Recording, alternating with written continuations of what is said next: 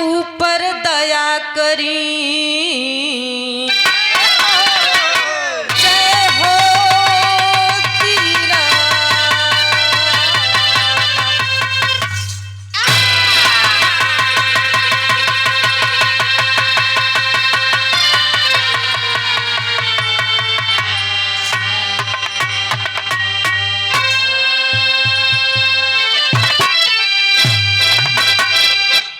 गुरु मूरत मुख चंद्रमा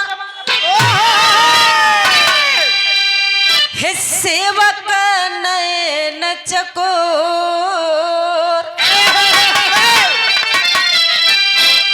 बार बार निरखत रहूं गुरु चरणन की ओर।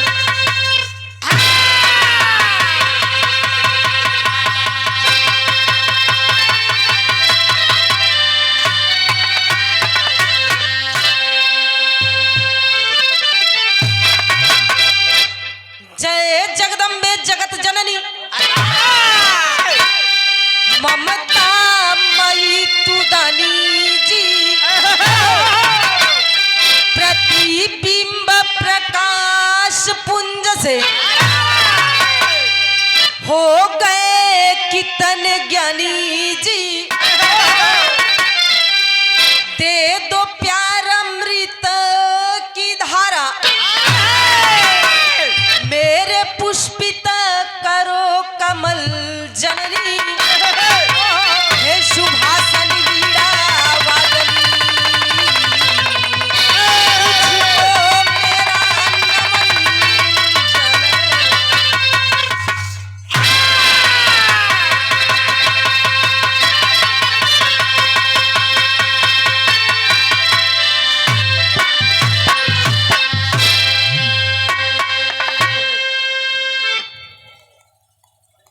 अच्छा बाबूजी, अरे वाह, सर्वप्रथम इस ऐतिहासिक धरती को नमन करते हुए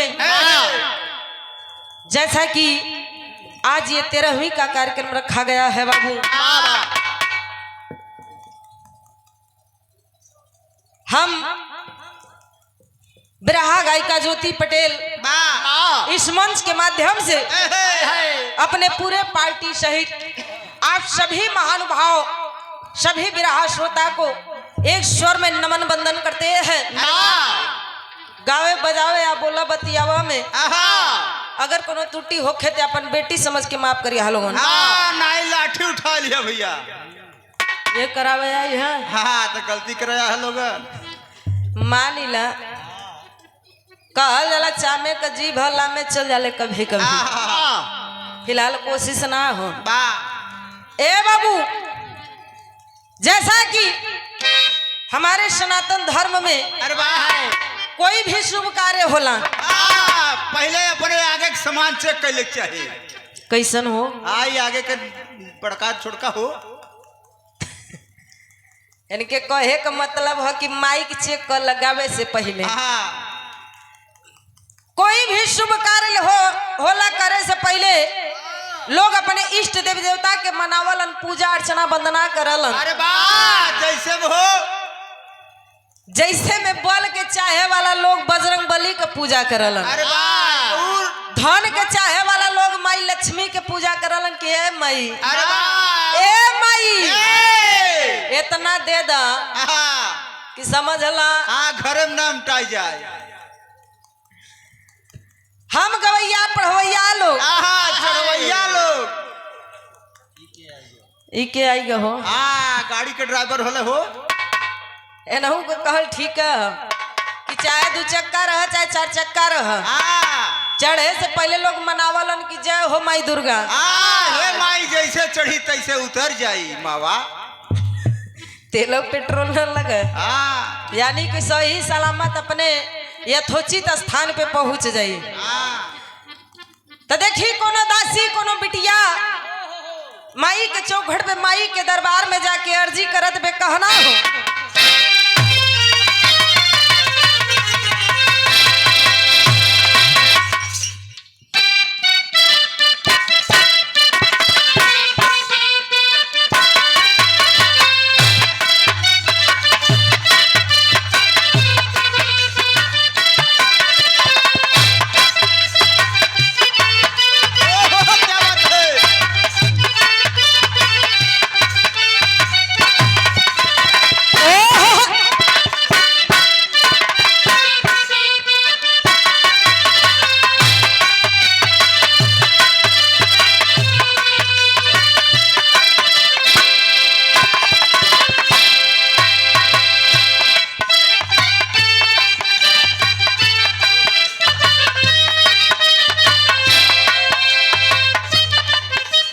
उदासी बिटिया माई के चौखट पे जाके माई से अर्जी करत हो, कहत हो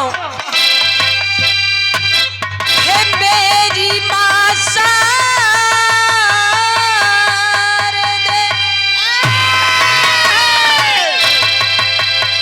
मेरी माँ शारदे तू स्वर को सजाने आजा।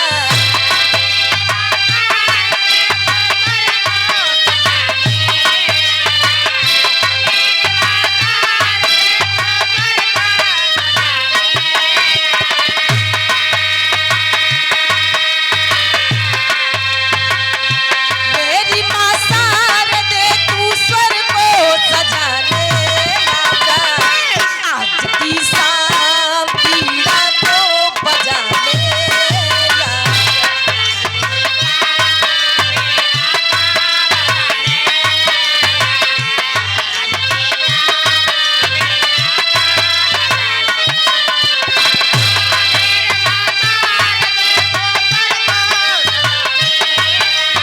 जय हो।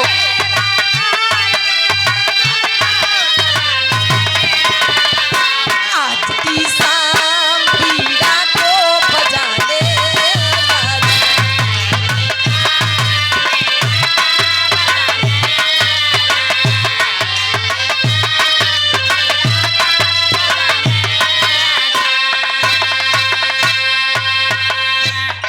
उदासी माई से कहत बे कि ए माई, ना तो हमें गावे के लूर बनाई लोगन के बजावे के शहूर बा, केवल खाए के सहूर बा।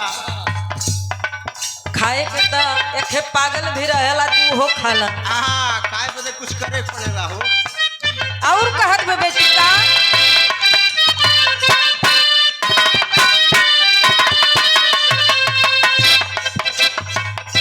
मैंने बात तुझको फूलों में सजा देखा है,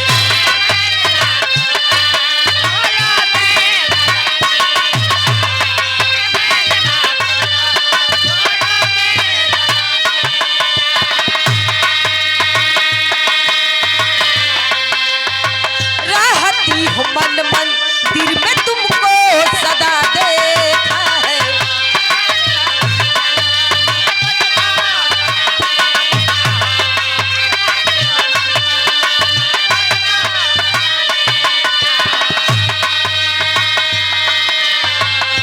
मेरी नैया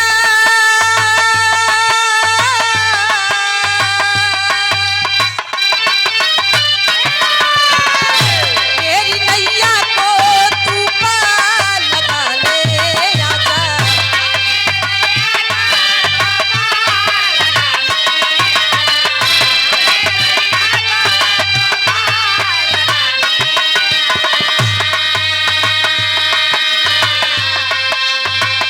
मेरी नैया को तू पार लगाने आजा, आज की शाम बीड़ा को बजाने आजा।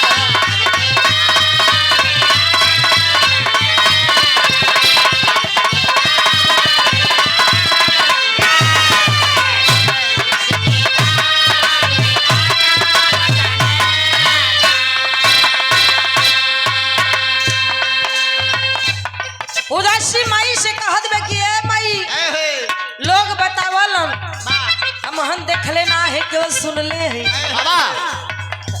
राउर रूप बड़ा अनोखा बा। ए दुनिया में आपके मर्जी के बिना एक पत्ता भी ना हिलेला। ए माई, जैसे सब दिन गवावे लू बजवावे लू, आज पंचन के बीच में मर्यादा ना जाए।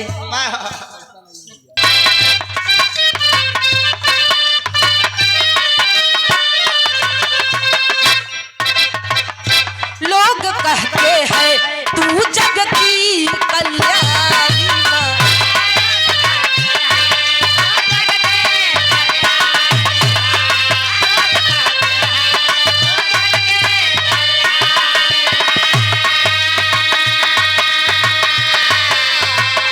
तू ही तू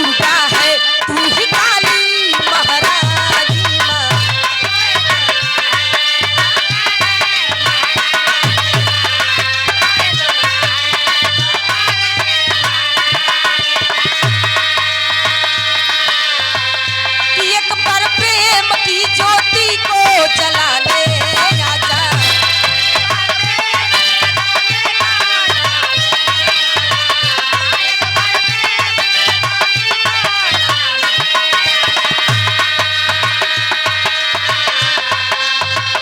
हो एक बार प्रेम की ज्योति को जलाने आजा, आज की शाम बीड़ा को बजाने आजा।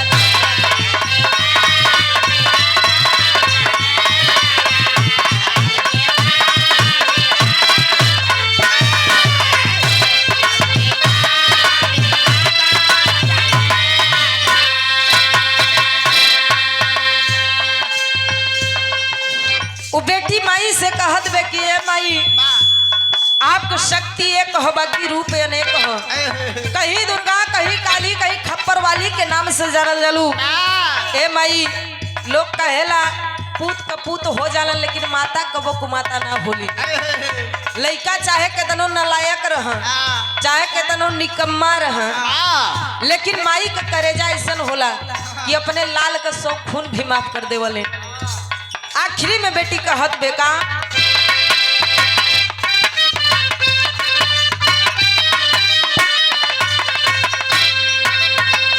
आसी मोहल्ला कैले जन्नत रहनवा हो।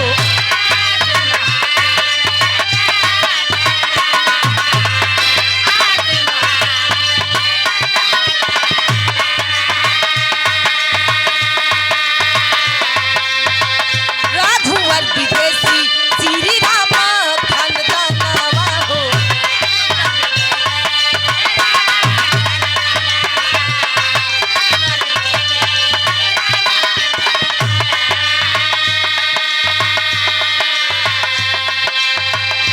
कि एक बार ज्योति को सरगम सिखाने आजा।